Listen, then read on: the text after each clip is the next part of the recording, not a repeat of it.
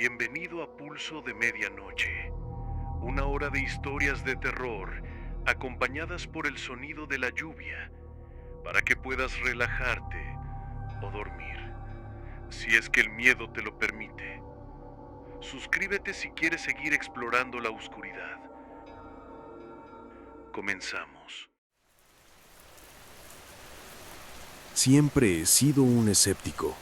Fantasmas, espíritus, apariciones, todo eso me parecía un cuento de hadas. Es decir, vivimos en un mundo donde la ciencia lo explica casi todo, ¿verdad? Pero tenía esta molestia persistente en el fondo de mi mente, una curiosidad que no me dejaba. Así que, una noche, después de unas copas de más y una inmersión profunda en los rincones más oscuros de Internet, me encontré en la Dark Web. Fue entonces cuando tropecé con algo que despertó mi interés, un anuncio de un investigador paranormal. El perfil del tipo era bizarro. Se hacía llamar Cazador de Espectros y su página estaba llena de imágenes espeluznantes y testimonios que parecían sacados de una película de terror. Afirmaciones de destierro de espíritus, fotos de supuestos fantasmas e incluso un video de un exorcismo.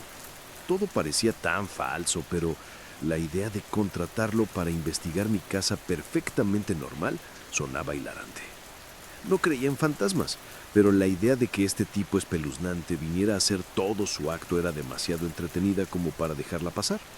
Además, aceptaba pagos en Bitcoin, lo que hizo que toda la transacción se sintiera aún más ilícita y emocionante. Así que con unos pocos clics transferí la cantidad requerida y le envié mi dirección con una nota. Necesito ayuda urgente. La casa está gravemente embrujada. Por favor, venga lo antes posible. Esperaba una respuesta rápida, pero pasaron días sin una palabra. Casi me había olvidado de mi pequeño experimento cuando, de la nada, recibí un mensaje. Estaré allí mañana a las 8 p.m. Prepárate. Corto, directo e increíblemente ominoso. A la noche siguiente, justo a tiempo, una vieja furgoneta destartalada se detuvo frente a mi casa. Salió el investigador paranormal más estereotipado que uno podrá imaginar. Alto, demacrado, vestido de negro de pies a cabeza, con una variedad de extraños artilugios colgando de su cinturón. Tenía los ojos hundidos y una expresión permanente de leve desdén en su rostro. ¿Es usted quien llamó?, preguntó con una voz que parecía haber salido de una cripta. Sí, soy yo, respondí, tratando de reprimir una sonrisa. Adelante. Entró en mi casa e inmediatamente comenzó a instalar su equipo. Había medidores de EMF, cámaras infrarrojas e incluso una especie de artilugio que parecía sacado de una novela steampunk. Todo el tiempo murmuró para sí mismo sobre lecturas de alta energía y perturbaciones espirituales. Era como ver un mal episodio de un programa de caza de fantasmas. Después de una hora de esta farsa, finalmente se volvió hacia mí y dijo: su casa está realmente embrujada. Los espíritus están inquietos. Ya no pude contener la risa. ¿En serio? ¿Y de qué tipo de espíritus estamos hablando aquí? No apreció mi humor. Con una expresión mortalmente seria, sacó una pila de Polaroids. Vea usted mismo. Las fotos eran las que uno esperaría. Formas borrosas, sombras extrañas y lo que parecía niebla. Clichés clásicos de fantasmas. Seguí el juego, asintiendo solemnemente. Vaya, eso es algo. Entonces, ¿la casa está a salvo ahora? Sí, respondió, pero debe estar vigilante. Los espíritus pueden regresar. Fin.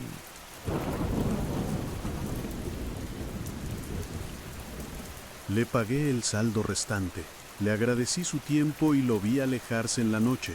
Todo había sido una broma fantástica y no podía esperar para contarles a mis amigos sobre el investigador paranormal que cayó en mi broma. Esa noche me fui a la cama con una smug satisfaction. Había logrado la broma definitiva de un escéptico, pero mientras yacía en la oscuridad, la casa se sentía diferente, más fría quizás, y había un zumbido, como una estática distante que no podía ubicar del todo. Lo ignoré. Mi mente solo me estaba jugando una mala pasada después de toda esa charla de fantasmas, pero no pude evitar la sensación de que algo había cambiado. Poco sabía que eso era solo el comienzo. A la mañana siguiente, todo parecía normal. La luz del sol se filtraba por las cortinas, los pájaros cantaban afuera y la casa estaba tan silenciosa como siempre. Seguí con mi día, esperando encontrar algo fuera de lugar, pero todo estaba perfectamente en su sitio. Los eventos de la noche anterior comenzaron a sentirse como un recuerdo lejano, una broma bien hecha, y la vida volvió a su rutina habitual. Esa tarde, mientras me acomodaba para ver la televisión, una extraña sensación me invadió. Era esa sensación inquietante que tienes cuando crees que alguien te está observando, aunque estés solo. Me la sacudí y subí el volumen, pero la sensación persistió, haciendo que los pelos de mi nuca se erizaran. Luego, alrededor de la medianoche, sucedió. Estaba acostado en la cama, revisando mi teléfono cuando escuché un fuerte golpe desde la sala de estar. Mi corazón se me subió a la garganta. Traté de racionalizarlo. Tal vez algo se cayó de un estante o tal vez solo era la casa asentándose. Pero luego siguió otro ruido, esta vez un sonido agudo y rasposo, como uñas en una pizarra. A regañadientes me levanté a investigar. La sala de estar estaba oscura. Las sombras bailaban en las paredes por las luces de la calle afuera. Encendí la luz, esperando ver algo fuera de lugar, pero todo estaba exactamente donde debería estar. Justo cuando estaba a punto de darme la vuelta, lo noté. El marco de la foto en la repisa estaba inclinado en un ángulo extraño. Lo enderecé, descartándolo como la causa del ruido, y me dirigí de nuevo a la cama. Mientras caminaba por el pasillo, la puerta de mi estudio se abrió con un crujido. Me congelé. Esa puerta había estado cerrada, estaba seguro. Mi pulso se aceleró, mientras extendía la mano para cerrarla y justo cuando mis dedos tocaron la madera, se cerró de golpe con una fuerza que sacudió la casa. Tropecé hacia atrás. Un sudor frío brotó en mi frente. A estas alturas mi escepticismo estaba luchando contra una creciente sensación de pavor. Esto tenía que ser una coincidencia, ¿verdad? Tal vez el viento o alguna extraña corriente. Traté de convencerme mientras me apresuraba de regreso a mi habitación, cerrando la puerta con llave detrás de mí. Me metí debajo de las sábanas, el corazón latiendo, y traté de dormir. El sueño no llegó fácilmente. Daba vueltas y vueltas, mi mente reviviendo los acontecimientos una y otra vez. Justo cuando estaba a punto de conciliar el sueño, un escalofriante susurro resonó en la habitación. «Sal de aquí». Me incorporé hacia arriba, mirando la oscuridad, pero no había nadie ahí. La habitación estaba vacía. Mi corazón se aceleró mientras revisaba cada quinita, pero nada se movía.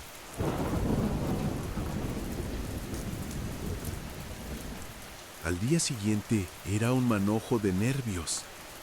Cada crujido y gemido de la casa me ponía de los nervios. Consideré llamar de nuevo al investigador paranormal, pero mi orgullo no me lo permitía. Admitir que tenía miedo significaría reconocer que algo estaba sucediendo realmente, y no estaba preparado para eso. Esa noche, las cosas se intensificaron. Mientras me preparaba para acostarme, las luces parpadearon.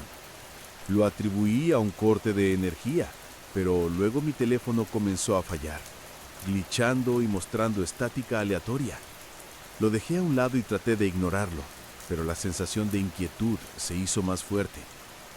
Decidí dormir con las luces encendidas. Mientras yacía allí mirando el techo, lo escuché de nuevo. Un lamento suave y lastimero, como un grito de auxilio distante. Parecía venir de todas partes y de ninguna a la vez.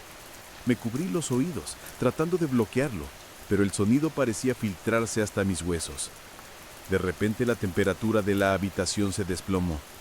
Podía ver mi aliento en el aire, una fina niebla en el brillo de la lámpara. Luego las sábanas fueron arrancadas de la cama como por manos invisibles. Me senté, con el corazón latiéndome con fuerza en el pecho, y vi cómo la puerta del dormitorio se abría lentamente, revelando nada más que obscuridad al otro lado. Una forma se movió en las sombras, un contorno tenue apenas discernible. Parpadeé y se había ido, pero el terror permaneció, envolviéndome como una manta fría y asfixiante. Pasé el resto de la noche sentado, demasiado asustado para moverme, demasiado asustado para cerrar los ojos. La mañana no trajo alivio. Exhausto y al límite, sabía que tenía que hacer algo. La parte racional de mi cerebro estaba perdiendo terreno ante el creciente miedo. Algo estaba sucediendo en mi casa, algo que no podía explicar ni controlar, y tenía la horrible sensación de que solo iba a empeorar. Los siguientes días fueron un borrón de paranoia y noches sin dormir. No podía librarme de la sensación de que algo me observaba constantemente, siguiéndome por la casa. Cada vez que pensaba haber encontrado una explicación racional, algo nuevo e inexplicable sucedía, sumiéndome de nuevo en el miedo. La cuarta noche después de la visita del investigador paranormal, estaba sentado en la sala del estar, tratando de distraerme con una película. La atmósfera en la casa se sentía pesada, como si el aire mismo estuviera cargado de tensión. De repente, la temperatura volvió a bajar y un calofrío me recorrió la espalda. De la nada, el televisor se apagó. Agarré el control remoto, presionando botones frenéticamente, pero no se encendía. La habitación se sumió en la oscuridad. Luego comenzó el parpadeo. Las luces de la casa comenzaron a parpadear erráticamente, proyectando sombras espeluznantes que bailaban en las paredes.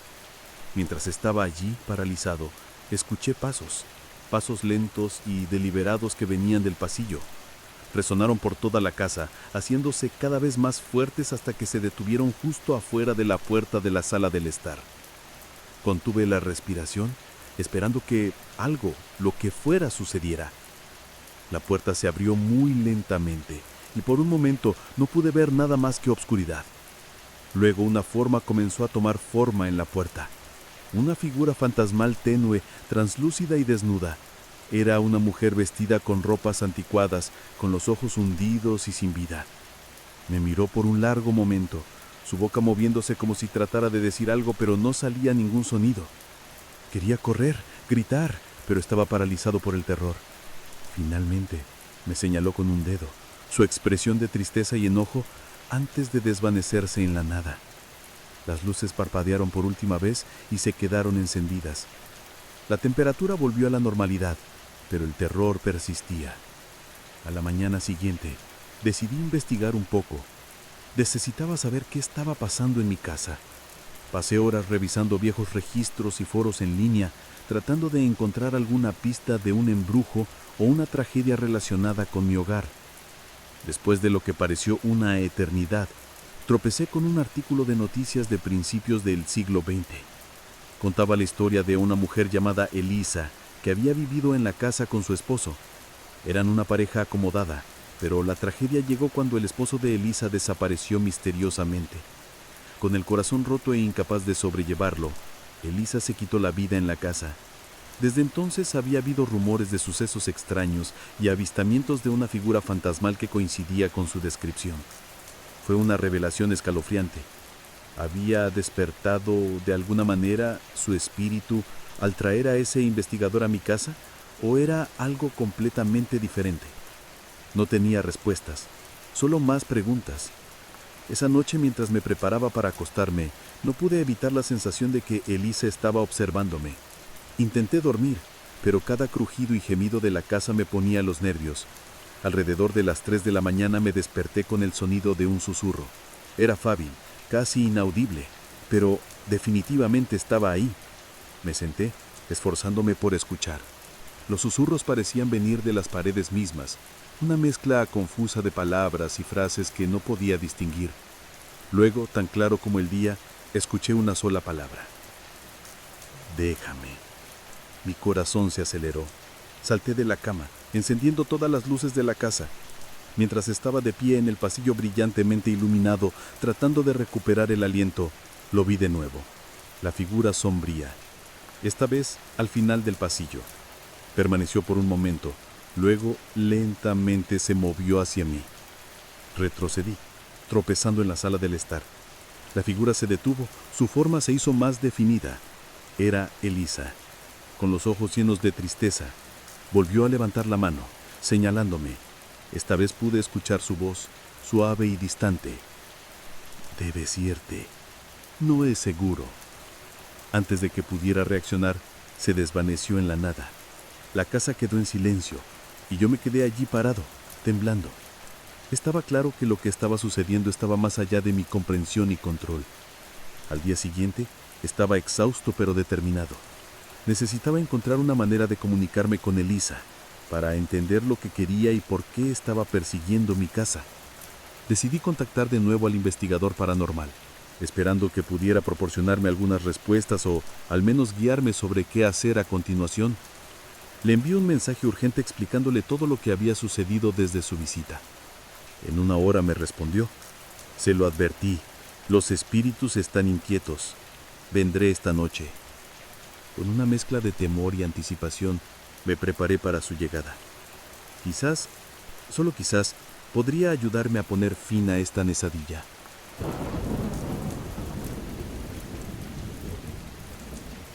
Cuando llegó la noche estaba un manojo de nervios. Las horas parecían arrastrarse. Cada minuto una prueba de mi cordura deshilachada.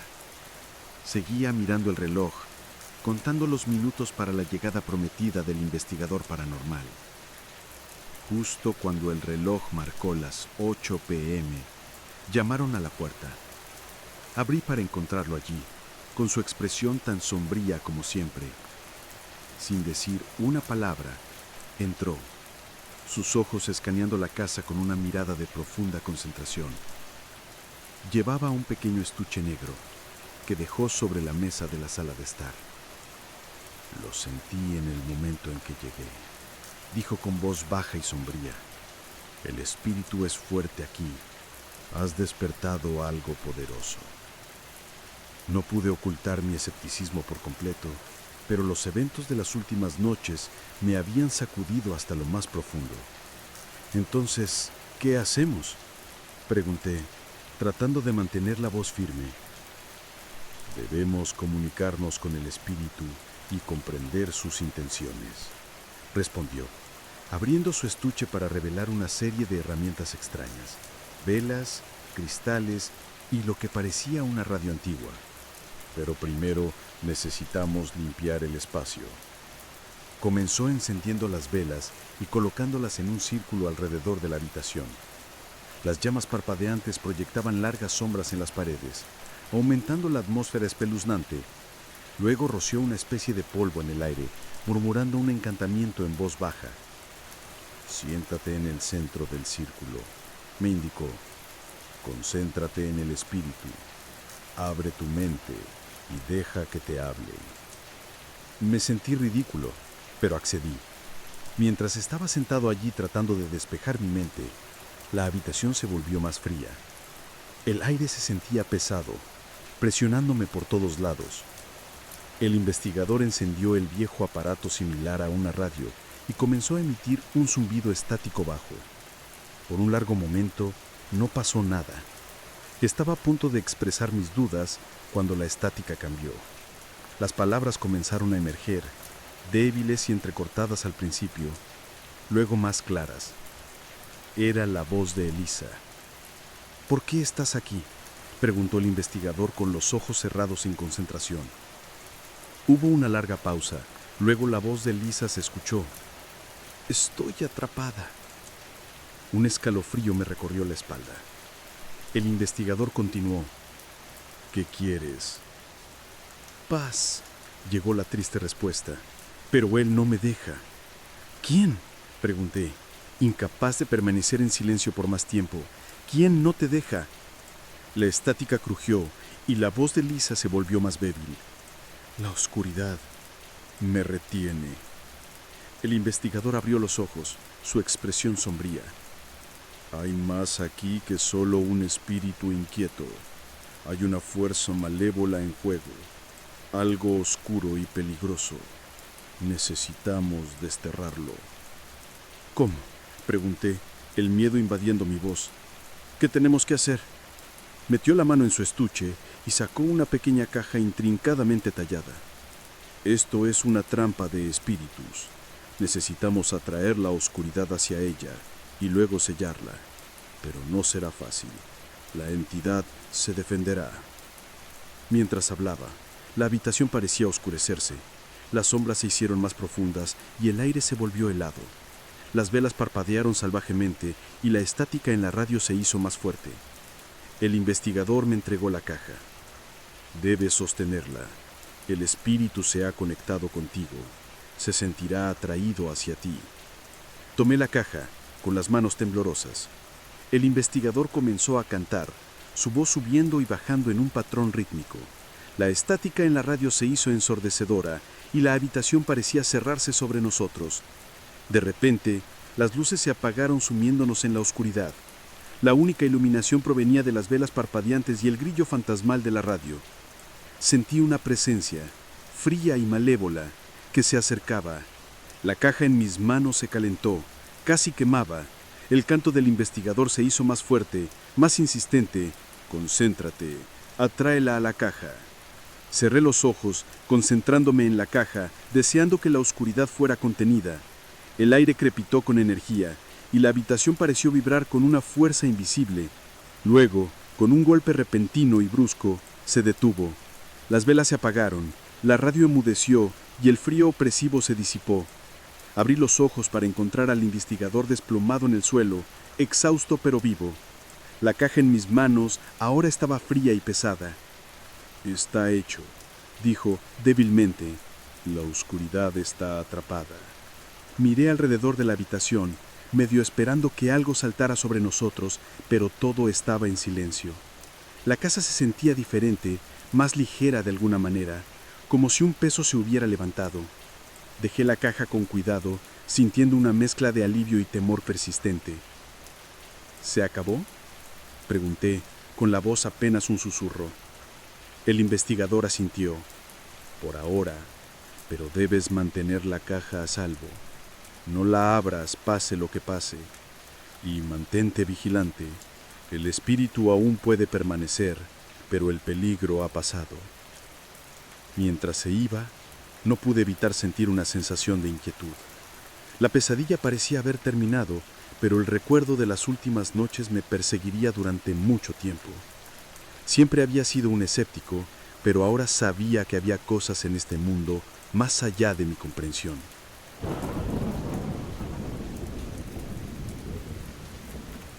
Después de que el investigador paranormal se fue, la casa quedó extrañamente silenciosa. La sensación de alivio era palpable, pero no podía sacudirme la sensación de que algo aún persistía. Guardé la caja bajo llave en un cajón, como me había indicado, y seguí con mi vida, tratando de recuperar algo de normalidad. Las primeras noches fueron tranquilas, sin ruidos extraños, sin puntos fríos, sin apariciones fantasmales. Era como si la casa finalmente hubiera regresado a su estado pacífico. Sin embargo, no podía relajarme por completo. Cada vez que pasaba por el cajón donde estaba escondida la caja, un escalofrío me recorría la espalda. Una noche, mientras cocinaba la cena, escuché un suave golpe en la puerta principal. Abrí y encontré a una anciana parada allí. Se presentó como la señora Thompson, una vecina de la calle. Sus ojos eran amables, pero había un dejo de preocupación en ellos. «Espero no molestarla», dijo, retorciéndose las manos. «Solo quería ver cómo estaba. Verá, solía conocer a la mujer que vivía aquí antes que usted». La invité a pasar, curiosa por lo que pudiera saber. Mientras nos sentábamos en la sala de estar, me contó sobre Eliza y su trágica historia. Eliza era una mujer encantadora, dijo la señora Thompson, pero después de que su esposo desapareció, nunca volvió a ser la misma. Algunos dicen que la locura la llevó a la locura por el dolor. Otros susurraban sobre sucesos extraños en la casa, incluso antes de que falleciera. Sentí un dolor de culpa por haber tomado toda la situación como una broma. «Creo que todavía está aquí», admití. «La he visto. Creo que está tratando de encontrar la paz». La señora Thompson asintió con tristeza. «Está atrapada, pobre alma. He oído hablar de esas cosas, espíritus incapaces de seguir adelante. Es bueno que seas consciente. Quizás ahora finalmente pueda descansar». Después de que se fue, sentí una renovada determinación de ayudar a Eliza a encontrar la paz. Investigué más sobre la comunicación con espíritus y descubrí que a veces simplemente reconocer el dolor de un espíritu y pedirle que siga adelante podía ayudar. Sonaba demasiado simple, pero estaba dispuesto a intentar cualquier cosa. Esa noche, preparé una pequeña mesa en la sala de estar con una vela y una fotografía de Eliza que la señora Thompson me había dado. Me senté frente a ella, respiré hondo y hablé suavemente en la habitación silenciosa. Eliza, si puedes oírme, quiero que sepas que lamento lo que te pasó. Lamento el dolor que has soportado. Ya no tienes que quedarte aquí. Está bien que te vayas y encuentres la paz. Por un momento, no hubo nada más que silencio. Luego la vela flacoreó y la habitación se enfrió. Sentí una presencia, pero no era malévola. Era triste, casi agradecida. Cerré los ojos, enviando pensamientos de consuelo y paz a la habitación. La temperatura volvió gradualmente a la normalidad y la llama de la vela se estabilizó. Abrí los ojos y vi el tenue contorno de Eliza de pie junto a la repisa. Me miró con esos ojos tristes, pero había un toque de alivio en su expresión. Ella levantó una mano en un gesto de agradecimiento, luego se desvaneció lentamente. Me quedé sentado allí durante mucho tiempo, asimilando lo que acababa de suceder. La casa se sentía diferente de nuevo, pero esta vez era una diferencia reconfortante. Era como si un peso realmente se hubiera levantado, y la persistente presencia de tristeza finalmente se hubiera ido. En los días siguientes sentí una sensación de calma que no había experimentado en semanas. Las noches eran pacíficas y la casa se sentía cálida y acogedora una vez más. Revisaba la caja de vez en cuando, pero permanecía fría e inerte, su propósito cumplido. Nunca volví a ver a Eliza, pero sentí su gratitud. La experiencia me había cambiado en maneras que no esperaba. Había pasado de ser un escéptico a un creyente, no solo en Gantos, sino en la idea de que a veces necesitamos enfrentar nuestros miedos y ofrecer compasión incluso a aquellos que han fallecido hace mucho tiempo. La vida volvió a la normalidad, pero con una comprensión más profunda del mundo invisible. La caja permaneció bajo llave, un recordatorio de los eventos que habían sucedido y un símbolo del delicado equilibrio entre nuestro mundo y el siguiente. Y en cuanto a mí, seguí viviendo en la casa, ya no con miedo, sino respetuoso de los espíritus que aún pudieran vagar. Al fin de cuentas, algunas cosas están más allá de nuestra comprensión. Y a veces, solo es necesario un poco de fe para que las cosas se enderecen.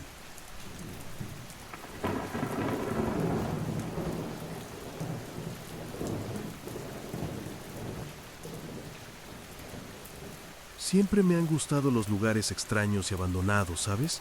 De esos edificios medio olvidados, escondidos en el bosque, hoteles viejos quemados, escalones de iglesias agrietados con musgo creciendo en las juntas. Mi amigo Mateo y yo hemos estado haciendo esto desde la universidad. A él le gusta la fotografía, cosas de decadencia urbana, y yo soy el tonto que se atreve a entrar primero. No somos youtubers ni influencers, solo dos personas con demasiado tiempo y una tendencia compartida a cruzar límites. Esta vez era un antiguo campo de refugiados en Morik, Hungría. No Rumanía, no Ucrania, Hungría. La gente siempre se equivoca cuando cuenta esta historia. Es real, búscalo. A unos 20 kilómetros de la frontera austriaca, mucho más allá de las paradas de tren habituales. Fue utilizado durante las guerras yugoslavas y luego de nuevo durante la ola migratoria de 2015. La UE lo cerró hace unos años, después de un escándalo que involucraba fraude de financiación y quejas sobre derechos humanos. Había estado fuera de los registros desde entonces. Lo encontramos a través de un subreddit que no nombraré aquí. No era ningún ARG espeluznante ni nada, solo una publicación de un tipo llamado @ghoststash94. Dijo que había estado ahí y encontró algunas cosas inquietantes, pertenencias abandonadas, camas aún hechas, un comedor que parecía habitado a medias. Pero lo que realmente nos llamó la atención fue el marcador de ubicación que publicó en los comentarios y luego eliminó 2 horas después. Mateo guardó las coordenadas GPS. Yo comprobé la vista satelital y los datos de historial de Google Maps, y parecía abandonado. No había pings, ni registros de entrada, ni fotos nuevas en años. Pensamos que sería una buena exploración. tomar algunas fotos, tal vez publicarlas en nuestro grupo privado de Instagram. Así que volamos a Viena, alquilamos un pequeño Skoda hatchback y cruzamos la frontera. Nos tomó 4 horas, incluyendo una parada en Burger King en Sopron, donde la máquina de Coca-Cola estaba rota y un tipo en el estacionamiento trató de vendernos réplicas de Rolex de una bolsa Ziploc. El lugar estaba en lo profundo del bosque, pasando una antigua vía de tren. Estacionamos el coche en un claro y caminamos el resto del camino, tal vez medio kilómetro. El sendero era mayormente de tierra, algunas losas de hormigón desmoronadas con varillas oxidadas que sobresalían como malas hierbas. Había una cerca de alambre de púas, pero estaba caída como si nadie la hubiera cuidado en años. El letrero en la puerta solo decía Tabor, en pintura roja descolorida, húngaro para campamento. Por dentro se veía tal como lo imaginarías: edificios de hormigón con pintura blanca descascarada, hierba creciendo entre las grietas del pavimento, cercas caídas alrededor de lo que solía ser un campo de fútbol. El aire tenía ese olor a hormigón húmedo y hojas podridas. Hacía frío incluso para finales de septiembre. Ambos llevábamos sudaderas debajo de nuestras chaquetas. La mayor parte del campamento era justo lo que esperábamos: hileras de barracones, baños rotos, ventanas rotas, grafiti de otros exploradores urbanos. Pero el lado norte del complejo tenía un edificio que se veía diferente, de ladrillo en lugar de hormigón, de 2 pisos, ventanas nuevas, sin grafitis visibles. La puerta no estaba tapiada como las otras, y lo más extraño de todo, la hierba alrededor había sido cortada. Al principio bromeamos como: hermano, quizá alguien está alquilando este lugar en Airbnb, o ¿crees que hacen salas de escape aquí? Pero tan pronto que entramos, dejé de bromear. El aire era más cálido, ligeramente, no como el calor de la calefacción central, pero menos muerto. Los pisos estaban secos, no había polvo, y la entrada, fíjate, tenía un estante de zapatos junto a la puerta, de todo tipo, de hombre, de mujer, incluso algunos pares de niños, todos usados como si hubieran sido utilizados, no de exhibición. Mateo tomó una foto de los zapatos y murmuró en voz baja: esto es reciente. Fue entonces cuando vi el televisor. Era pequeño, quizá de 19 pulgadas, montado torcido en una pared en lo que parecía una sala de espera. Estaba encendido. Lo juro por Dios, estaba encendido. Noticias en vivo de Hungría. Reconocimos al presentador porque lo habíamos visto la noche anterior en el vestíbulo del hotel. Había un cintillo abajo sobre un carro bomba en Bratislava y una marca de tiempo. Era actual. Había 3 sillas plásticas en la habitación. Una tenía una manta doblada. La mesa tenía una taza de café usada y 2 cucharas, no polvorientas, no incrustadas, todavía húmedas en el interior. La toqué. Mateo retrocedió y me miró. Amigo, dijo muy bajito, ¿qué diablos es este lugar? No dije nada. Estaba tratando de entenderlo. No había huellas, ni voces, ni luces zumbando. No es que el lugar estuviera activo, pero tampoco estaba muerto. Entramos en lo que solía ser la cocina. Tenía líneas de gas. Había un leve olor a cocina reciente como ajo o cebolla. Una olla metálica estaba en el fregadero con restos de comida pegados al lado. Parecía sopa. Mateo volvió a susurrar algo, pero no lo entendí porque arriba, encima de nosotros, los dos lo oímos. Un sonido de arrastre. No pesado, no rápido. Ni pisados fuertes ni nada exagerado. Solo el lento y deliberado raspado de algo metálico siendo arrastrado por el suelo. Una vez, luego otra, más cerca de las escaleras. Ambos miramos al techo, no dijimos nada. Luego Mateo susurró en voz baja: tenemos que irnos ahora mismo. Nos giramos, con cuidado, y empezamos a caminar de regreso hacia la puerta. Estábamos a unos 3 metros de la puerta cuando se cerró de golpe desde arriba. No nuestra puerta, la de arriba. Entonces oímos pasos. Pasos reales ahora, rápidos, como si quienes, o lo que fuera, nos hubiera oído y empezado a moverse. Lo suficientemente pesados como para ser una persona adulta, demasiado rápido como para que alguien anduviera con muletas o arrastrando algo casualmente. Sin arrastrarse, solo un sprint bajando. Yo no miré atrás, Mateo tampoco. Corrimos, salimos por la puerta, saltamos por encima del zapatero. Ni siquiera nos detuvimos a cerrar la puerta. Mateo se troció el tobillo entre la maleza, pero siguió moviéndose. Llegamos al coche Dimos marcha atrás a toda velocidad, casi nos llevamos un trozo de vieja valla y salimos disparados hacia Sopron como si algo nos estuviera siguiendo. Nada nos siguió, al menos no que veíamos. Pero ese no fue el final, ni mucho menos.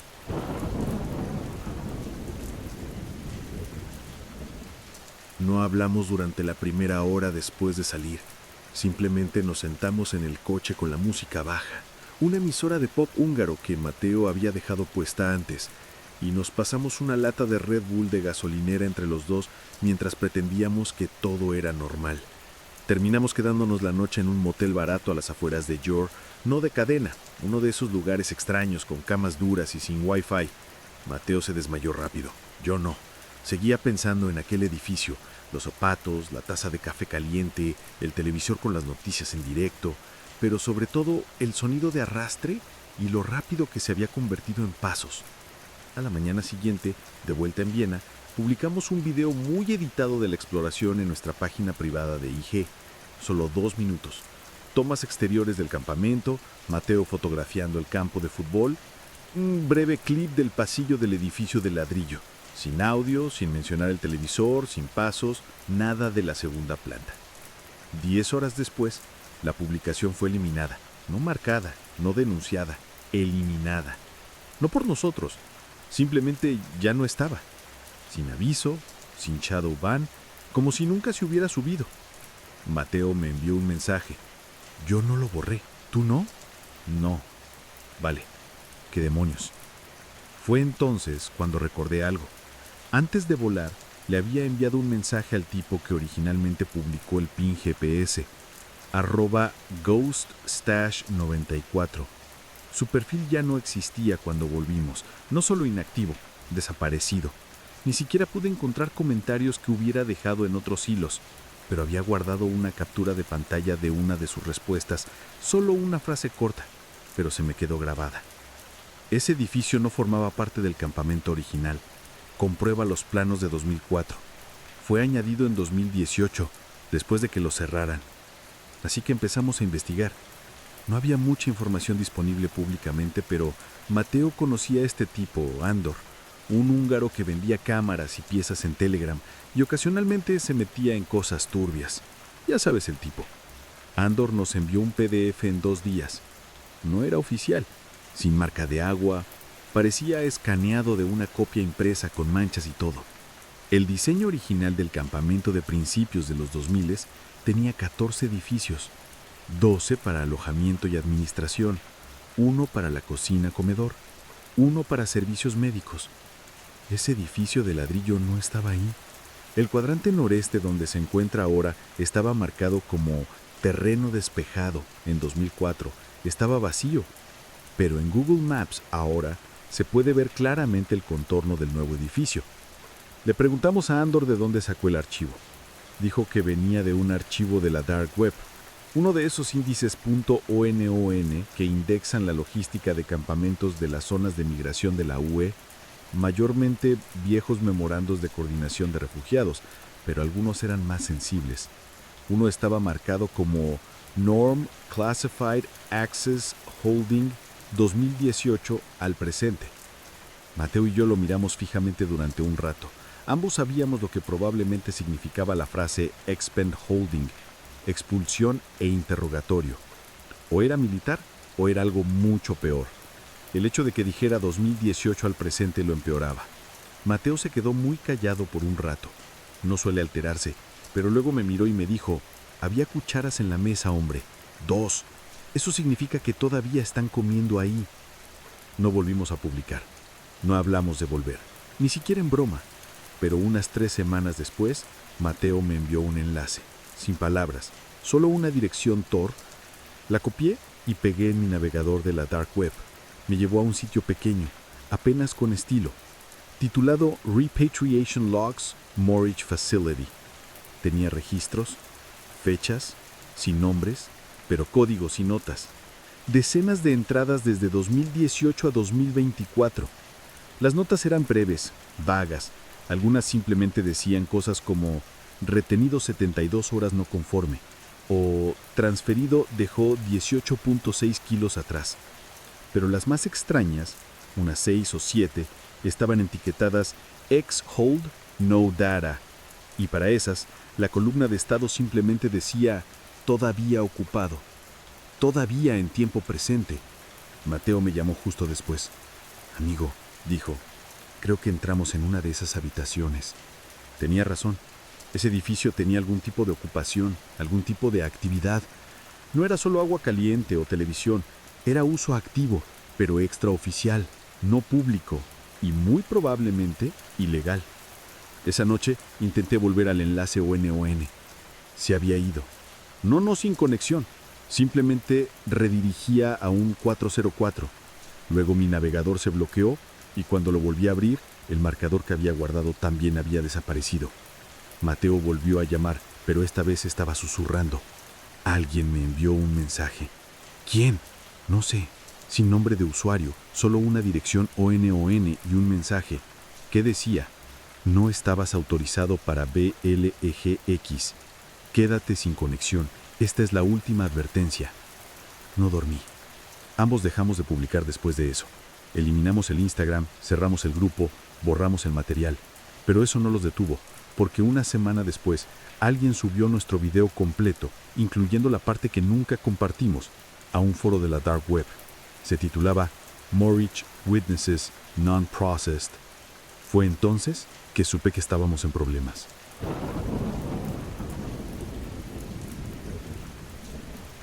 Mateo me llamó desde un teléfono desechable, uno de esos Nokia de $20. Nunca los usa a menos que algo ande realmente mal. Ni siquiera dijo hola, solo ¿viste la subida? Sí, lo había visto. Estaba publicado en el archivo RZ, un foro de la Dark Web que suele compartir archivos antiguos de infraestructura soviética y registros corruptos de la ONU. La subida estaba bajo un hilo etiquetado como CIB/int/footage/uncut. El video duraba 18 minutos. La primera parte era inofensiva. Mateo filmando el campo de fútbol, yo haciendo la típica introducción de estamos aquí en X lugar que solo mostrábamos a amigos. Pero unos 4 minutos después, el video pasa a imágenes que no recuerdo haber grabado. El interior del edificio de ladrillo, el interior completo, la cocina, las sillas, la mesa con las cucharas y luego arriba. Muestra una escalera, oscura, estrecha, paredes de hormigón con tuberías expuestas. Hay un ruido de arrastre. Esa parte sí la recordaba. Pero el video va más allá de donde nosotros llegamos, más allá de la segunda planta, a un pasillo que nunca vimos. Eso ni siquiera es lo que me perturbó. Termina con un fotograma fijo. Un primer plano de uno de los zapatos junto a la puerta. Un zapato de niño con una correa de velcro verde brillante. Dentro, una memoria USB blanca. Mateo y yo nunca vimos eso, nunca lo tocamos, nunca filmamos arriba. No eran nuestras imágenes, pero tenía nuestros nombres en los metadatos. Incluso mostraba nuestra cuenta de Instagram brevemente en un reflejo en la pantalla del televisor. ¿Y la marca de tiempo? Era la misma fecha en que estuvimos ahí, hasta el minuto. Ya había 6 páginas de respuestas en el hilo, todas anónimas. La mayoría solo reaccionaban. ¿Real? ¿Quién publicó esto? Comprobar hilos de BLGX. Pero una destacó. Decía, dejaron la memoria a propósito. No se suponía que la recogieras. Por eso siguen dirigiendo al lugar.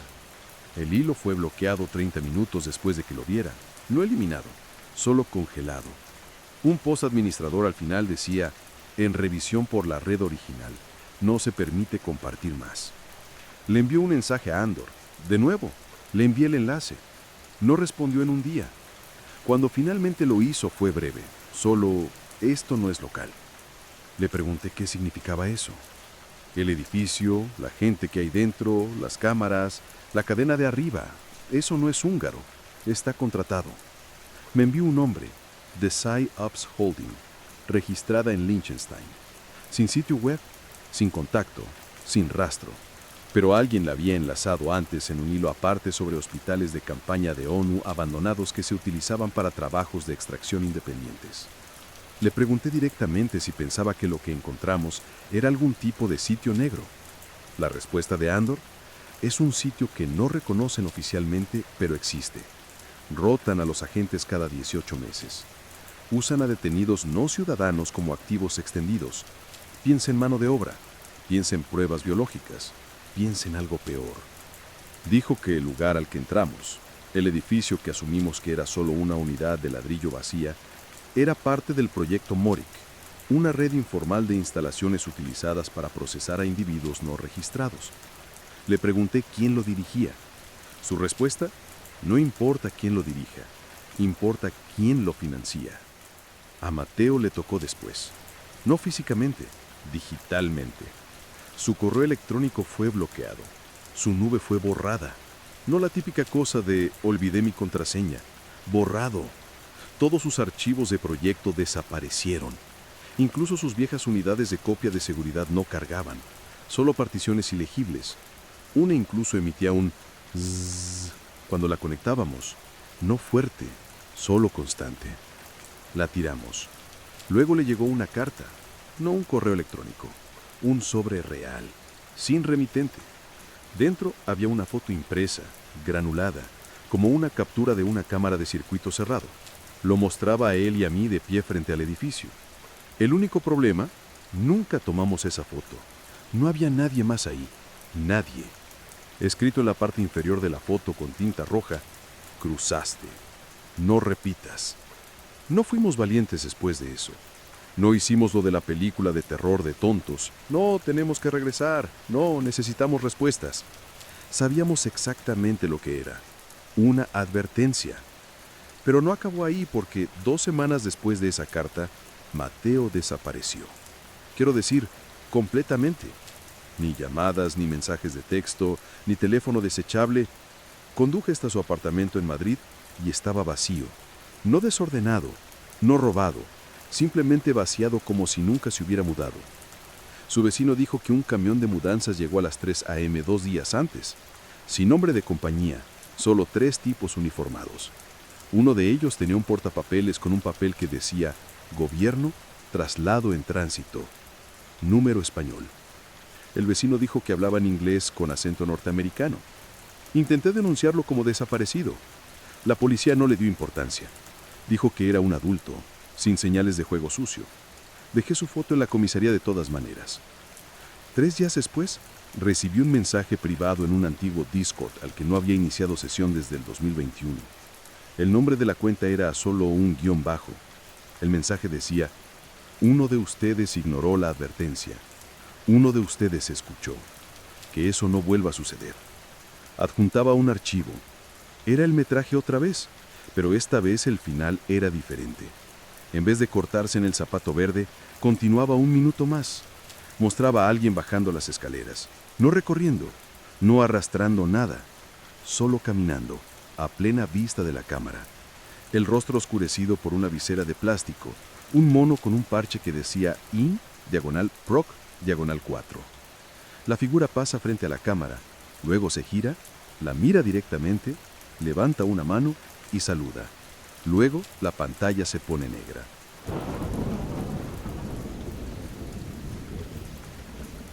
Después de ese mensaje en Discord, el que tenía el minuto extra de metraje, eliminé la aplicación, cambié de número, borré mis viejos discos duros.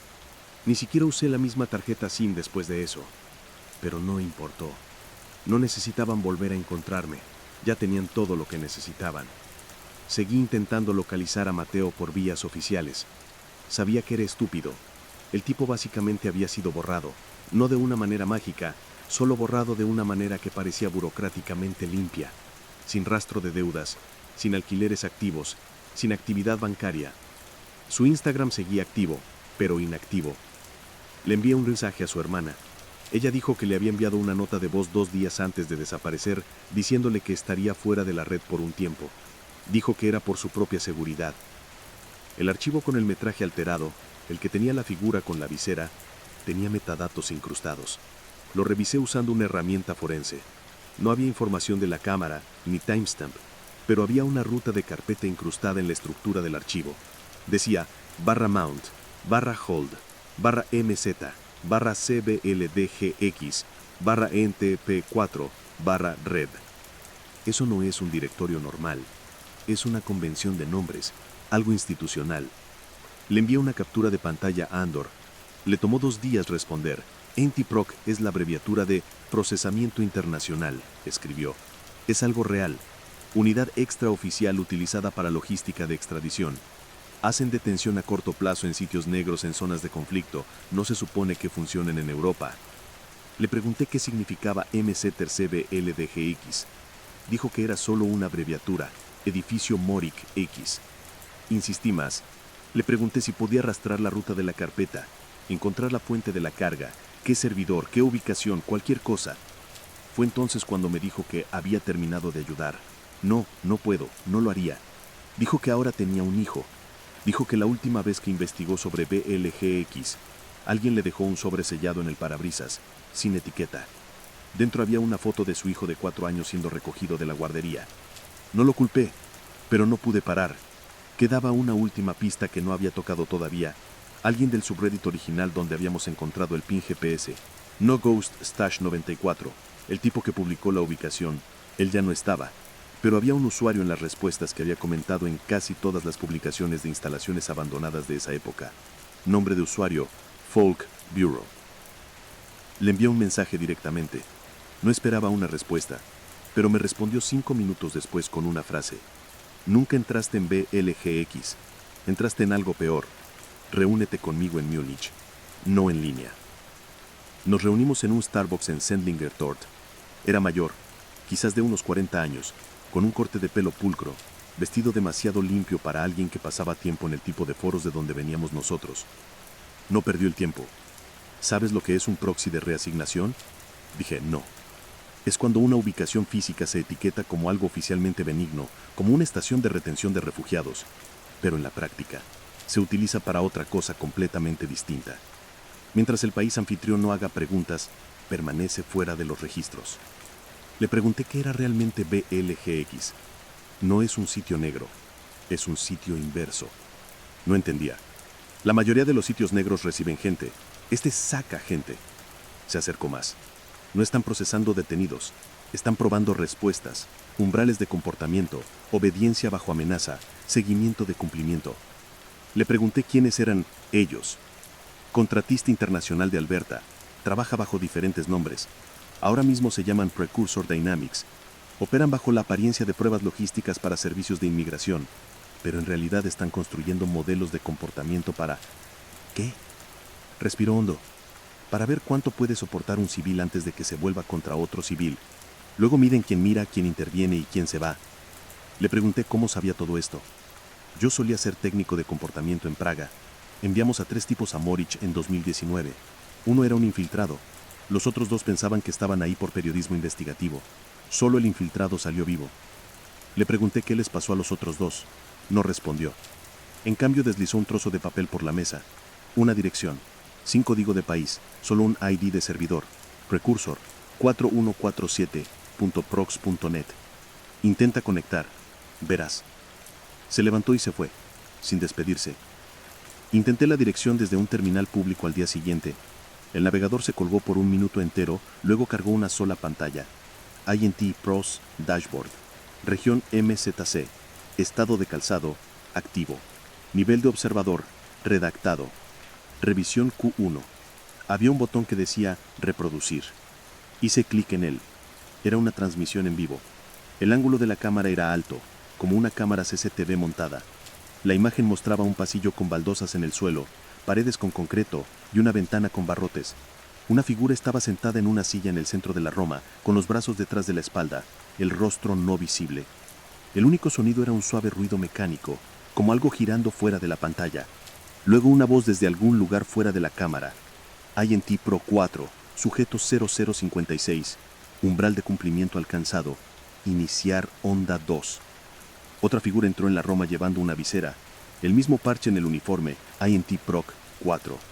La persona en la silla intentó levantarse, estaba inmovilizada. La transmisión se cortó. Luego apareció una nueva pantalla. Su token de observador ha sido registrado. Debajo, sesión completa. No regreses. El navegador se cerró forzadamente. Eso fue hace 2 semanas. Desde entonces mi VPN no aguanta más de 10 minutos. He recibido 2 mensajes privados de números desconocidos, sin texto, solo audio estático. No uso mi laptop por la noche. Desconecto todo. Aún así, la luz de actividad de mi router parpadea incluso cuando todo está apagado. No he visto a Mateo, pero hace 2 días me desperté con un paquete en la puerta de mi apartamento. Dentro había un teléfono, viejo, sin marca, solo una cosa en él, un archivo de video. Lo vi. Está grabado desde inside el building, vista del pasillo del segundo piso, el mismo pasillo al que Mateo y yo nunca llegamos. Él está en el frame, de pie, con las manos detrás de la espalda, sin nadie alrededor, sin atar, simplemente de pie. Después de 5 segundos, se voltea y entra por una puerta al final del pasillo. El video termina con texto en blanco. Él no falló. Ahora es tu turno.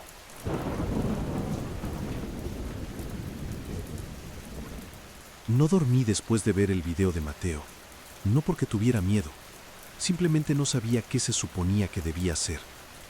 El mensaje era claro, él no falló, ahora es tu turno. Seguí pensando en la forma en que entró en esa habitación, sin dudar, sin señales de ser forzado. Parecía tranquilo, resignado. Saqué la tarjeta SIM del teléfono desechable que me enviaron. Abrí el teléfono y lo tiré a un cubo de basura fuera de una gasolinera Shell en la Autobahn. Conduje directamente al aeropuerto de Múnich. Dejé mi coche en el estacionamiento de larga estancia y compré un billete de ida a Lisboa con dinero en efectivo. Nunca abordé. En su lugar tomé un autobús de regreso, encontré una terminal y me conecté a lo único que me quedaba, precursor4147.prox.net. La dirección estaba muerta, así que fui al siguiente lugar que se me ocurrió, la fuente. Volver a Hungría no fue difícil. Nadie mira 2 veces los pasaportes de la UE. Evité los hoteles importantes, me quedé en moteles de carretera, pagué en efectivo. No se lo dije a nadie, ni siquiera a Andor, especialmente no a Andor. Llegué a Múnich poco después de las 3 a.m. Estacioné más lejos esta vez, sin teléfono, sin cámara, sin linterna, solo un encendedor en un bolsillo y una captura de pantalla impresa del viejo plano en el otro. El campamento estaba exactamente como lo dejamos, cubierto de maleza, pavimento agrietado, la misma cerca oxidada colgando abierta. ¿Pero el edificio de ladrillo? La hierba había sido recién cortada de nuevo, y esta vez había más zapatos, 3 pares nuevos. Uno tenía una mancha de sangre seca cerca del talón. La puerta principal estaba sin llave. El aire cálido del interior se sentía mal, como un aliento vaciado. Pasé por la habitación con el televisor, ahora apagado, y me dirigí directamente a la escalera. Sin ruido, sin pasos, sin cadenas arrastrándose, solo silencio. Arriba, el pasillo parecía más largo de lo que recordaba. Al final, una puerta, de metal reforzado, pintada en un verde olivo apagado. Estaba entreabierta. Dentro había una sola silla de plástico. En la silla un conjunto de ropa doblada. No uniformes de hospital, ni militares. Simplemente una sudadera con capucha y unos vaqueros lisos, de mi talla. Justo encima, una tarjeta laminada con las letras NIPC4 y un código de barras. No la recogí. Había una segunda tarjeta pegada a la pared, un código de barras diferente. Decía, para observadores que se negaron. Me quedé ahí mucho tiempo. No quería tocar nada. No quería ser parte de ello. Pero cuando me di la vuelta para irme, vi una cámara de seguridad apuntándome directamente. La luz roja estaba encendida. Fue entonces cuando oí el clic, no de la cámara, sino de mi muñeca. Tenía una pulsera de plástico, de esas de cierre suave que usan los hospitales. No estaba ahí cuando entré, lo juro. La etiqueta decía, candidato observador clase etapa 2. Repetir. Fue entonces cuando finalmente lo entendí. Esto no se trataba de Mateo, no se trataba de Múnich, sino se trataba de quién regresa. Porque así es como deciden. No quién encuentra el edificio, no quién lo filma, ni siquiera quién comparte el metraje. Están rastreando quién regresa por su cuenta, quién entra directamente sin manipuladores, sin cadenas, sin instrucciones, voluntariamente. Esa es la prueba. Salí del edificio esa noche. No recuerdo el viaje, no recuerdo haber cruzado la frontera, pero la pulsera todavía está en mi escritorio. El código de barras no escanea. Lo intenté. Simplemente está ahí, esperando. Eso fue hace 4 meses. No he tenido noticias de nadie desde entonces. No llamadas telefónicas, ni mensajes extraños, ni más paquetes. Todo quedó en silencio. Pero hace 2 noches revisé un subforo que no había visitado en más de un año. Una cuenta desechable publicó coordenadas bajo el título "Encontrada una unidad abierta cerca de Lesbos. Misma estructura, sin señalización". Hice clic en el pin. Es exactamente el mismo diseño que BLGX. ¿Y la publicación? Fue subida por el antiguo nombre de usuario de Mateo. Misma escritura, misma foto de perfil, mismos seguidores, pero una línea en la biografía cambió. NT, Proc 5, estado de observador confirmado. Así que ahora lo sé. Él es uno de ellos, y se están expandiendo.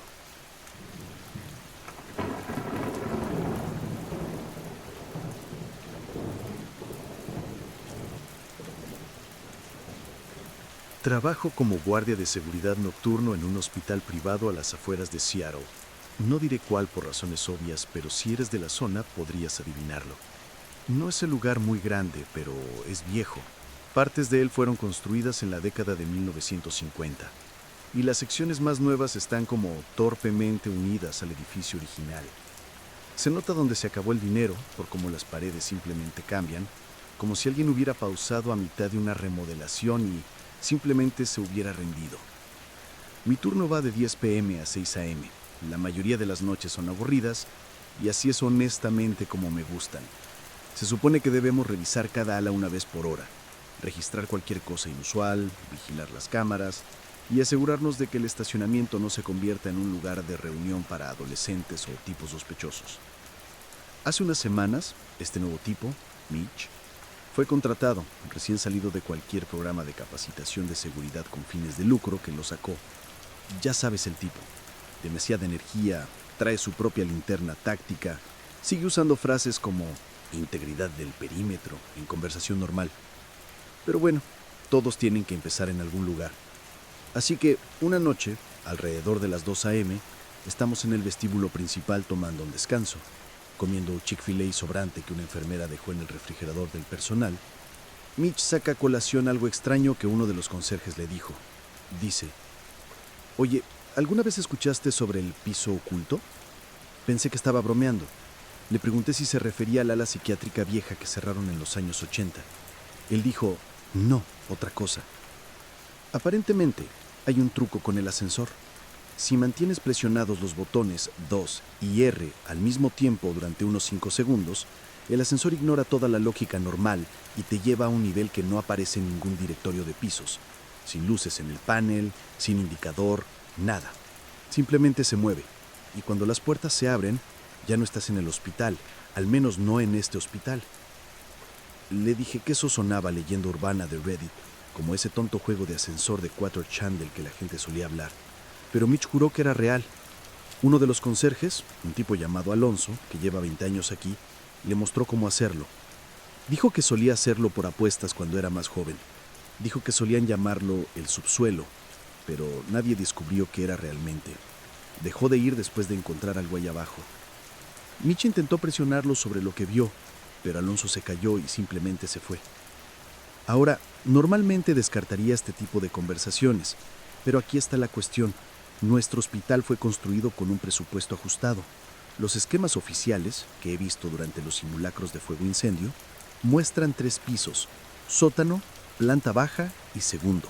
Eso es todo. Pero el edificio tiene una forma que siempre me hizo preguntarme si faltaba algo, como si hubiera más espacio del que está contabilizado. De todos modos, me olvidé de todo el asunto hasta unas noches después. Era un jueves tranquilo. Estaba haciendo mis rondas solo porque Mitch había llamado enfermo. Me aburrí alrededor de las 3:15 a.m. Fui al ascensor del ala este, el que apenas se usa ya porque ese lado de hospitales principalmente almacenamiento y archivos viejos. Presioné los botones 2 y R juntos. Al principio no pasó nada. Solté después de 5 segundos, sin esperar nada. Luego, las luces del panel se apagaron por completo. Todo oscuro. El ascensor no se detuvo, se movió. No sentía que subiera o bajara, solo se movía. Después de quizá 10 segundos, las puertas se abrieron. sin campanillas, sin luces, solo metal y silencio. Parecía parte de un hospital, claro, pero no como ninguna parte que hubiera visto antes. Las paredes eran de concreto desnudo, sin pintura, sin señales, el tipo de aspecto industrial que se obtiene en sótanos profundos o túneles de servicio. Las luces superiores eran fluorescentes parpadeantes, viejas, de esas que zumban como el infierno, pero no los aburriré con descripciones de sonido como las que siempre hacen esos podcasts de terror. Salí, no fui lejos, solo unos pocos pies, lo suficiente para ver filas de viejas camas de hospital de metal, de esas de la vieja escuela con ruedas oxidadas y correas de letre gastadas, del tipo que ya no se ven. Algunas estaban volcadas, otras estaban perfectamente alineadas, una tenía una sábana encima. No había ventanas ni puertas que pudiera ver, solo un pasillo que se extendía en la oscuridad a ambos lados. Pero la parte más extraña, no se sentía abandonado. Había pullas frescas en el polvo. No digo que las noté como un detective o algo así, simplemente estaban ahí, obviamente zapatillas, botas, diferentes tipos, no solo una persona. Y luego lo vi, una carpeta manila en el suelo, justo al lado de una de las camas volcadas. La levanté sin pensarlo. Adentro había polaroids, muchas de ellas. No historiales médicos ni radiografías, sino polaroids, fotos instantáneas físicas de la vieja escuela, todas de caras de pacientes que parecían confundidas, asustadas, algunas sedadas, otras claramente inmovilizadas. Y a una de ellas la reconocí, una mujer llamada Melissa Díaz. Había desaparecido hace 4 meses. Solía ser voluntaria aquí los fines de semana, repartiendo café a los pacientes y ayudando a la gente a orientarse. Su cara había estado en una publicación de persona desaparecida que circuló en TikTok durante una semana. La recordaba porque llevaba el mismo collar en la Polaroid, morado, de cristal, en forma de corazón. Entonces fue cuando me fui. Tomé la carpeta, volví al ascensor, presioné el botón de la planta baja y no miré atrás. La puerta del ascensor se cerró como si nada hubiera pasado. Cuando salí, eran las 3:24 a.m. No dije nada de inmediato. Necesitaba asegurarme de no estar volviéndome loco. La noche siguiente traje a Mitch. Le conté todo. Le mostré las Polaroids. Ni siquiera lo cuestionó. Dijo que había estado esperando que alguien más también lo viera. Decidimos que iríamos allí todos juntos durante nuestro próximo turno, con finlaternas, teléfonos y una cámara. Pero ahí es donde las cosas comenzaron a ponerse raras, realmente raras, porque cuando llegamos la noche siguiente, el panel del ascensor había sido cambiado. Ya no había botón R, solo G, 1 y 2. Y alguien había presentado un informe anónimo a Recursos Humanos sobre el uso no autorizado de los sistemas de mantenimiento. Pero nunca le dijimos a nadie, ni a una sola persona.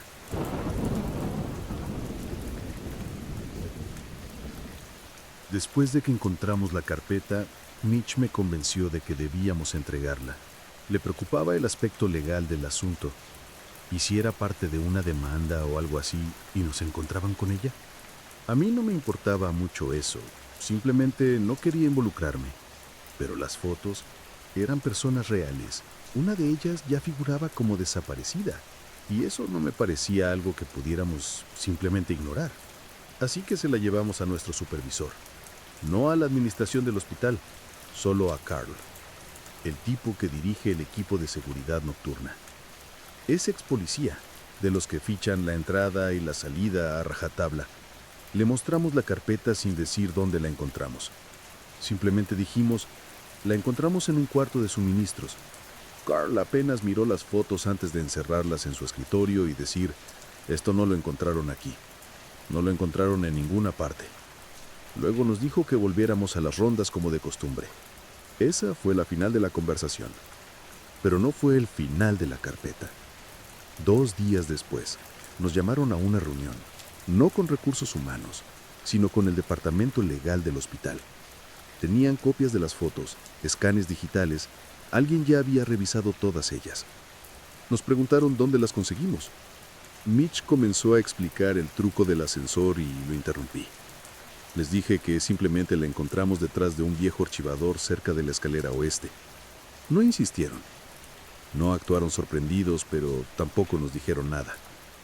Más tarde esa semana, aparecieron 2 hombres que no eran personal del hospital. No tenían identificaciones ni uniformes. No eran sutiles acerca de quiénes eran. Nos dijeron que nos reuniéramos con ellos en el ala administrativa después de horas, Éramos solo nosotros dos, sentados frente a estos tipos trajeados que no dieron nombres, no tomaron notas, ni sonrieron una sola vez. Uno de ellos tenía las Polaroids en un sobre manila, las mismas. Deslizó una sobre la mesa hacia mí y dijo, ¿conoces a esta persona? Era Melissa Díaz de nuevo. Dije que sí, solo asentí. Luego me preguntaron si alguna vez había hablado con ella, si alguna vez había mencionado algo inusual sobre el hospital. Dije que no, apenas la conocía. Repartía café, saludaba a la gente en el vestíbulo, eso era todo. Luego preguntaron sobre el ascensor. No si lo habíamos tomado. Preguntaron si sabíamos algo sobre protocolos de acceso alternativos. Esas fueron las palabras que usaron. Protocolos de acceso alternativos. Ni siquiera intentando sonar casuales. Mitch, que no es bueno mintiendo, se quebró. Dijo, solo bajamos una vez. No reaccionaron, ni siquiera lo anotaron. Uno de ellos se inclinó hacia adelante y dijo, ¿sacaron algo más del subsuelo? Dije, no sabíamos que así se llamaba. Se reclinó y solo asintió. Luego nos dijeron que no estábamos en problemas, pero que no debíamos hablar de esto con nadie más, ni con el personal, ni con amigos, ni con la familia. El hospital, dijeron, estaba cooperando plenamente con una investigación federal.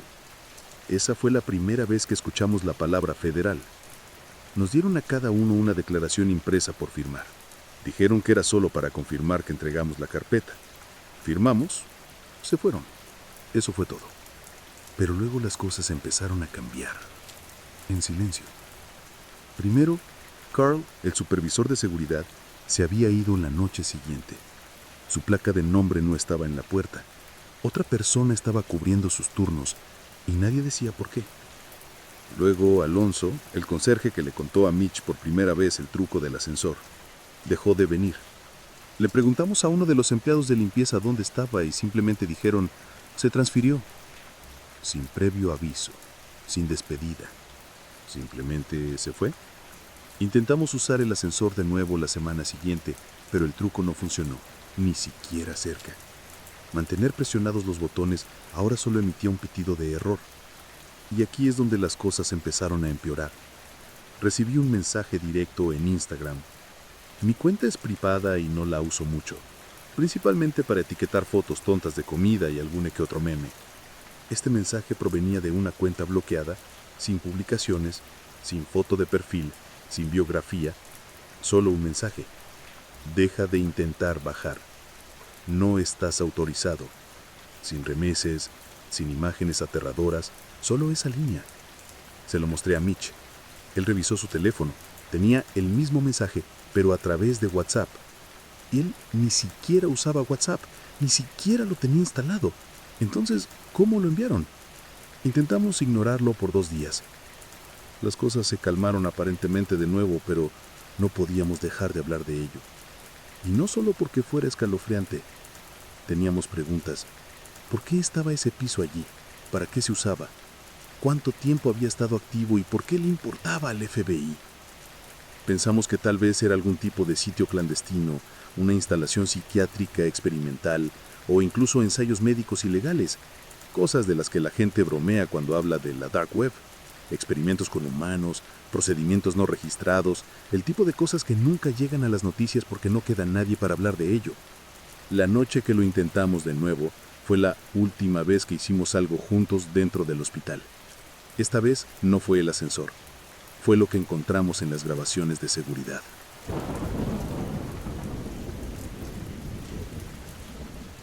Dejamos de hablar del ascensor no porque hubiéramos terminado con el tema, sino porque pensamos que alguien estaba escuchando. Después de ese mensaje que recibimos, ambos eliminamos WhatsApp, desactivamos el seguimiento de ubicación y dejamos de usar nuestros teléfonos personales en el trabajo por completo. Empezó a sentirse como si las paredes tuvieran oídos y no podíamos permitirnos ser descuidados. Durante un tiempo nos mantuvimos discretos, pero aproximadamente una semana después sucedió algo más, algo mucho peor. Mitch estaba revisando las grabaciones de las cámaras nocturnas, como siempre hacemos durante el cambio de turno. Una de las enfermeras dijo que hubo una queja de ruido en el 3er piso, Alguien creyó escuchar movimiento alrededor de las 4 a.m. cerca de las antiguas aulas de cirugía. Esa ala había estado sin usar desde antes de la pandemia, así que nos dijeron que revisáramos las cintas y lo registráramos. Tenemos 22 cámaras en total, la mayoría en áreas comunes, vestíbulos, pasillos, zonas de almacenamiento, escaleras. Las cámaras no son muy buenas. Imágenes granuladas en blanco y negro, quizá 10 cuadros por segundo si tenemos suerte. Mitch estaba sentado ahí adelantando la línea del tiempo cuando hizo una pausa. «Oye, ven a ver esto», dijo. Me incliné. Cámara 16, escalera oeste, marca de tiempo 4:07 a.m. Vimos la grabación juntos. Mostraba a una persona, definitivamente no personal, subiendo desde el sótano, sin credencial, sin uniforme, sin razón para estar ahí. La persona caminaba lenta y deliberadamente, con las manos en los bolsillos de su abrigo, y cuando miró a la cámara, su rostro estaba completamente borroso por el infrarrojo de baja resolución. No como borroso, simplemente irreconocible, una mancha de rostro. Se detuvieron, miraron a la pared y luego bajaron las escaleras. Eso fue todo. Menos de 30 segundos en total. Mitch dijo, «Ese no es un paciente». Estuve de acuerdo. No iban vestidos como uno. E incluso si lo fueran, esa parte del hospital está prohibida. Los ascensores no se detienen en B1 a menos que tengas una credencial de administración, y las escaleras tienen alarma, excepto, aparentemente, esa. Se lo llevamos al chico de TI del hospital. Ese fue el mayor error que cometimos. Un tipo llamado Tyler. Se encarga de los sistemas internos. Un tipo tranquilo, siempre jugando a esos juegos de móvil baratos cuando cree que nadie lo ve. Le preguntamos si podía obtener imágenes de mayor resolución de la cámara 16. Revisó el backend y dijo algo extraño. «No hay cámara 16». Dijimos, «Sí la hay. Acabamos de verla». Verificó el software, nos mostró el mapa de diseño. Había una cámara 15, una cámara 17, pero la 16 no estaba en la lista. Dijo, «Quizá es una antigua, todavía cableada, pero no en el nuevo sistema». Hizo un rastreo de puertos, nada. Llamó al encargado de las facilidades, Tony. Revisaron la caja de conexiones, nada. La cámara 16 no existe físicamente. Los llevamos al pasillo donde sabíamos que estaba montada. La habíamos visto en la vida real docenas de veces, pero cuando llegamos ahí, había desaparecido. No se había movido, había desaparecido. Como si el soporte nunca hubiera estado ahí. Sin agujeros en la pared, sin cables, solo un azulejo limpio y una luz con sensor de movimiento. Tyler nos miró como si lo estuviéramos engañando. Dijo, ¿están drogados o simplemente aburridos? Pero habíamos visto las imágenes. No lo imaginamos. Mitch lo había pausado, rebobinado, estaba ahí. Fue entonces cuando intentó volver a sacar las imágenes. Todas las cámaras estaban ahí, perfectamente intactas, excepto de las 4 a 4:15 a.m. en todas las cámaras. Todas las grabaciones estaban en blanco durante ese bloque de 15 minutos, solo ese bloque de tiempo. El sistema lo etiquetó como sector corrupto. Tyler dijo que eso nunca sucede a menos que haya un corte de energía, pero el registro no mostraba cortes ni reinicios. La energía estaba bien. Le preguntamos si el sistema está conectado a la internet. Dijo, no, es un bucle cerrado, DVRs autónomos, no basados en la nube. No se puede hackear remotamente, no se puede borrar a menos que alguien acceda físicamente al rack de servidores, que está en la celda de servidores detrás de una puerta cerrada a la que solo 2 personas tienen llaves. Tyler es uno. El otro es el administrador principal. Y adivinen quién estaba de vacaciones esa semana. La llave de la sala de servidores faltaba del registro. Tyler empezó a ponerse nervioso. Más tarde esa noche Mitch recibió un mensaje en Discord. Cuenta aleatoria, sin servidores en común. Debiste haberte mantenido al margen. Ni siquiera habíamos hablado de las imágenes con nadie más que con Tyler, así que ¿cómo lo supieron? Aquí es donde la cosa se fue demasiado lejos. Me fui a casa la mañana siguiente. Dormí unas 3 horas. Cuando me desperté, había una foto impresa deslizada debajo de mi puerta principal. Era una Polaroid, del mismo tipo que las de la folder, pero esta vez no era un paciente. Era Mitch, inconsciente, atado a una de esas viejas gamas de hospital de metal.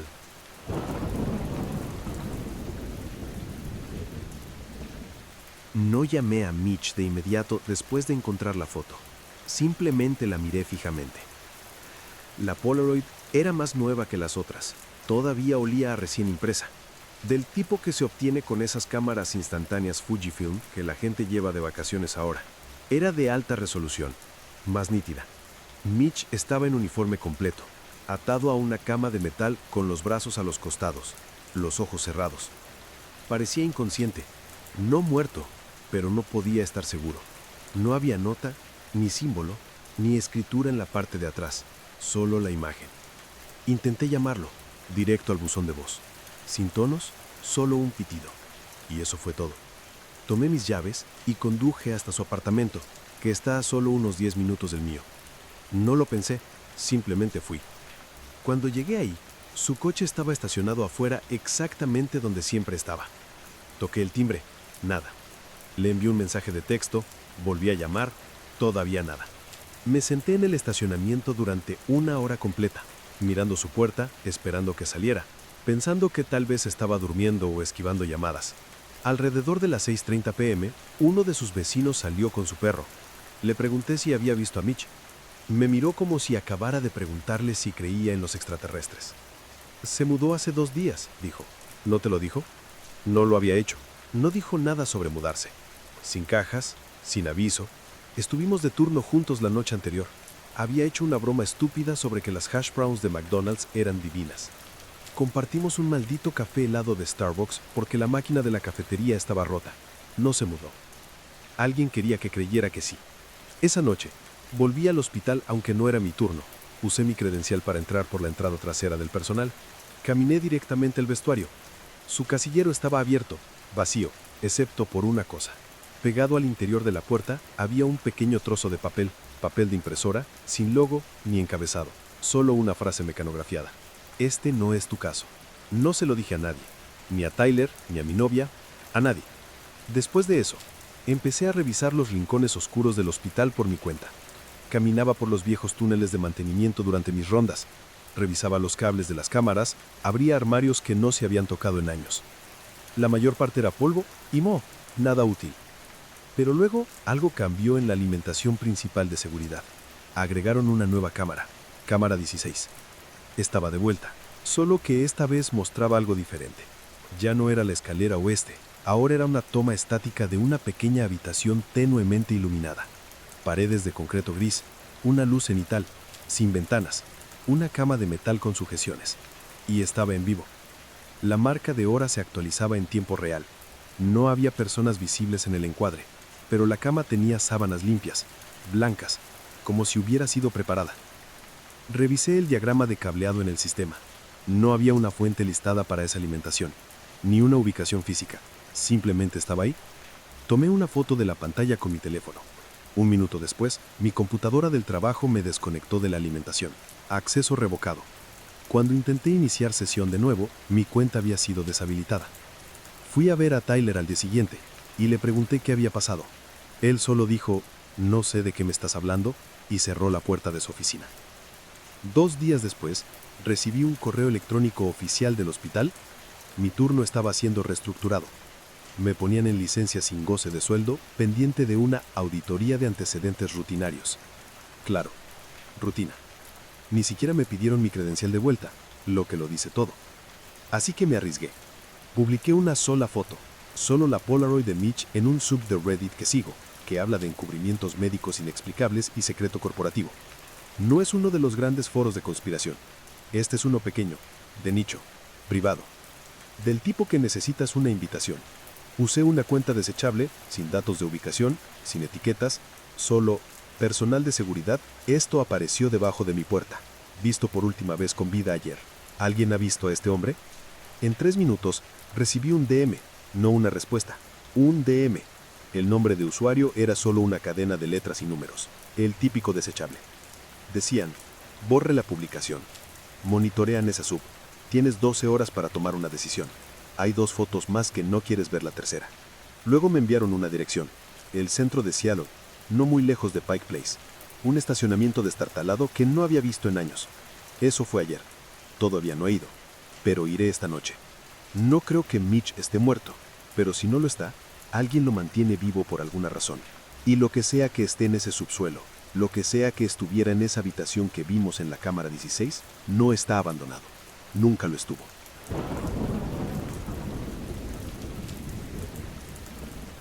La dirección que me enviaron conducía a un estacionamiento de 6 pisos cerca de la orilla del mar. Parecía condenado desde afuera. Grafitis en cada pared, luces rotas, charcos de agua estancada por todas partes. Estacioné en la calle y entré a pie. No llevé mucho. Linterna, teléfono desechable, eso es todo. No dijeron qué buscar, pero en el tercer nivel encontré una camioneta blanca, sin placas, estacionada sola en la esquina. Sus puertas traseras estaban abiertas. Dentro, nada más que una camilla vieja, del tipo que solíamos tener en la sala de emergencias cuando empecé. En el suelo de la camioneta había un sobre sellado con mi nombre. Dentro había una foto, esta vez no de Mitch, era yo. No sé cuándo ni dónde fue tomada, pero llevaba la misma chaqueta que llevaba en ese momento. La imagen tenía una marca de tiempo, 43 minutos después de que encontrara el sobre. Estaba sosteniendo la linterna, de pie frente al ascensor de vuelta en el hospital. Me subí a mi coche. Conduje directamente hacia allí, sin pensar, sin pestañear. Eran las 2:03 a.m. Volví a usar la entrada trasera del personal. Mi credencial aún funcionaba. Pasé a la cafetería, los armarios de suministros, por el pasillo este hacia el ascensor, el de antes. Y era exactamente como la foto. Incluso tenía la linterna en la mano sin darme cuenta de que la había sacado. El ascensor estaba encendido, todos los botones de los pisos estaban iluminados de nuevo, incluyendo uno que no había visto antes. B2, acceso restringido. Eso nunca estuvo ahí antes, ni siquiera la noche que intentamos por primera vez el truco del 2+R. Lo presioné. No se requería código, ni escaneo. El ascensor simplemente se movió. No hubo un sonido de timbre cuando llegó, ni luces dentro de la cabina, solo esa sensación de muerte que te da cuando tu cerebro sabe que no se supone que estés donde estás. Se abrió de nuevo al subsuelo, las mismas paredes de concreto, las mismas camas metálicas alineadas, pero ahora estaban todas vacías y las luces ya estaban encendidas. Ya no había polvo, todo parecía limpio, usado. Caminé unos 50 pies, giré a la izquierda y vi un conjunto de puertas batientes dobles, no selladas, sin etiquetas, solo puertas blancas lisas con huellas de manos manchadas alrededor de los bordes. Dentro había lo que parecía un pequeño teatro de observación, panel de vidrio, filas de sillas, mostrador de acero inoxidable con bandejas numeradas. Al otro lado del vidrio había una sala médica y Mitch estaba en ella. Estaba atado a la cama, conectado a un goteo de suero salino, con un monitor cardíaco conectado a su pecho. Parecía vivo, pero como si no se hubiera movido en días. Barba crecida, pelo desarreglado, ojos abiertos pero desenfocados.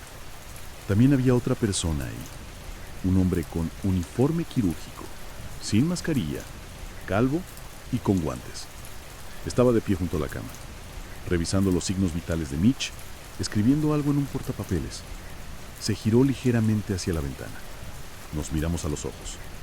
No reaccionó, no habló, solo me miró durante unos 5 segundos. Luego volvió a escribir como si yo ni siquiera estuviera ahí. Debería haberme ido, pero necesitaba pruebas. Saqué una foto con el teléfono desechable. ¡Clic! No pasó nada por un momento. Luego un panel de metal cayó sobre la ventana desde el interior. Sin alarma, con un golpe seco, y se oscureció. Las luces de encima de mí se atenuaron a la mitad. Luego escuché a alguien caminando detrás de mí. No corriendo, no escabulléndose, solo pasos normales, ni rápidos ni lentos, como si alguien supiera dónde iba. No esperé. Me volteé. Caminé rápido. No corrí, directo por donde vine. Presioné el botón de llamada del ascensor y entré tan pronto como se abrieron las puertas. No recuerdo el viaje de su vida. Sí recuerdo que cuando volví a la planta baja, el vestíbulo principal estaba oscuro. El mostrador de recepción estaba vacío. El reloj en la pared marcaba las 3:29 a.m. Salí al estacionamiento y entonces me di cuenta de que mi auto no estaba. Llamé a un servicio de transporte compartido. Esperé en el McDonald's de enfrente hasta que llegó. Llegué a casa alrededor de las 4:15. Tiré el teléfono desechable en el fregadero, lo rompí con un martillo y luego lo metí en la microondas por si acaso. Estúpido, probablemente, pero no iba a arriesgarme a nada. Al día siguiente llamé a la oficina del FBI en Seattle, desde una línea prepagada. Pedí hablar con alguien sobre un sujeto de interés activo en St. James Medical DOT. Ese fue el nombre falso que di para el hospital. Nunca di mi nombre, pero me pusieron en espera por 43 minutos. Luego alguien respondió.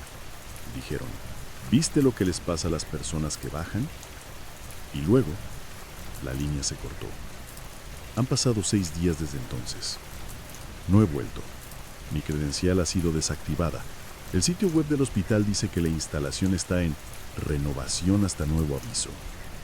Pero la foto de Mitch, su nueva foto, no es la última que vi, porque ayer por la mañana alguien deslizó otra Polaroid debajo de mi puerta. Esta vez sin sobre. Era la habitación. De nuevo la ventana de observación, solo que ahora la cama está vacía y la foto tenía la marca de tiempo mañana.